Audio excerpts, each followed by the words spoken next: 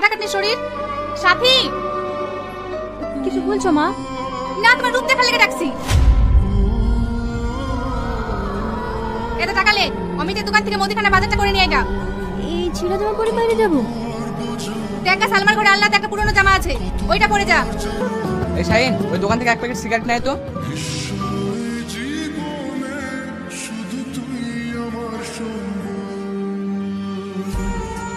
তুই তো একটা মেয়ে দেখতে এসে আবার এসব কি ভাবছিস?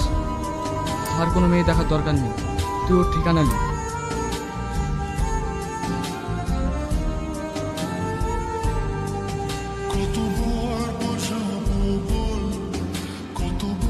কিস কর।